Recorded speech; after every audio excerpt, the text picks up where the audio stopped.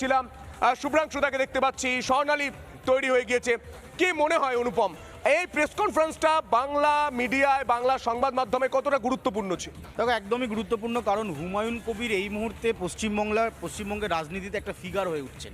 শেষ 10 থেকে 15 দিন যদি দেখো, 6 তারিখের পর থেকে হুমায়ুন কবিরের অ্যাকসেপ্টেন্সি যেভাবে বাড়ছে, মানুষ যেভাবে হুমায়ুন কবিরের কাছে ছুটছেন, যেভাবে লাখো লাখো মানুষ তার কাছে যাচ্ছেন, সেটা কি শুধুমাত্র একটা ধর্মের প্রতি আস্থা বিশ্বাস রেখে, নাকি রাজনৈতিকভাবে হুমায়ুন কবির যথেষ্ট শক্তিশালী হয়ে গেছে, তার পায়ের তলার মাটি শক্ত হয়ে গেছে, সামনের 26শে নির্বাচনে হুমায়ুন কবির বড় ফ্যাক্টর হয়ে যাবে, এমন কোনো নির্ণায়ক শক্তি হুমায়ুন কবির হয়ে যাবে যে রাজ্যের শাসক দল বা বিরোধী দলকে হুমায়ুন কবিরের সাহায্য নিতে হয়।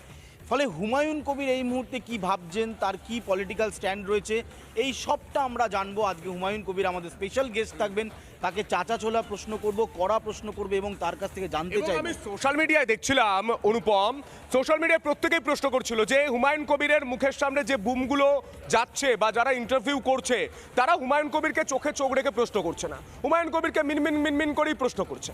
আমার আজকে আমরা রিপাবলিক বাংলার যারা সাংবাদিকরা রয়েছি, আজকে আমরা চোখে চোখ রেখে প্রশ্ন করবো এবং সেটা দেখার জন্য ইতিমধ্যেই কাউন্টডাউন শুরু হয়ে গিয়েছে। আমি সোশ্যাল মিডিয়ায় ট্রেন্ডিং দেখছিলাম, আমি এক্স হ্যান্ডেলে ট্রেন্ডিং দেখছিলাম যে হুমায়ুন কবির আজ কলকাতা এসেছেন। রিপাবলিক বাংলা কি প্রশ্ন করে, রিপাবলিক বাংলাকে এই প্রশ্ন করা প্রয়োজন, তা কিন্তু কমেন্ট সেকশনে আমরা দেখতে পাচ্ছি। সুখেন্দু রয়েছে, এলিনা রয়েছে, প্রিয়াঙ্কা রয়েছে। আমি সুখেন্দুর সঙ্গে একটু কথা বলার চেষ্টা করবো। ইন্দ্রাশিস মুর্শিদাবাদের মাটিতে দাঁড়িয়ে বছরের পর বছর সাংবাদিকতা করেছেন, ইন্দ্রাশিসও রয়েছে। আমি ইন্দ্রাশিসের সঙ্গে কথা বলবো, তার আগে সুখেন্দুর সঙ্গে কথা বলবো। সুখেন্দু, এটা অত্যন্ত গুরুত্বপূর্ণ ছিল। আমরা বিভিন্ন জায়গায় শুনেছি যে হুমায়ুন কবিরকে তো আপনারা প্রশ্ন করছেন না। আমরা আসলে একটা বিরাট বড় অপেক্ষা করছিলাম যে হুমায়ুন কবিরের স্ট্যান্ড। এই মুহূর্তে আমাদের নিউজ রুমে হুমায়ুন কবির, আমি বড় করে ছবিটা দেখানোর চেষ্টা করব। হুমায়ুন কবির তিনি এসে পৌঁছেছেন। হুমায়ুন কবিরকে আজ চাচা ছোলা প্রশ্ন করা হবে, চোখে চোখ রেখে প্রশ্ন করা হবে। হুমায়ুন কবির তিনি কিভাবে প্রশ্নের উত্তর দেন, ঠিক ওদিকে হুমায়ুন দা, ওইদিকে হুমায়ুন কবির আজকে কি প্রশ্ন দেন? নার্ভাস লাগছে?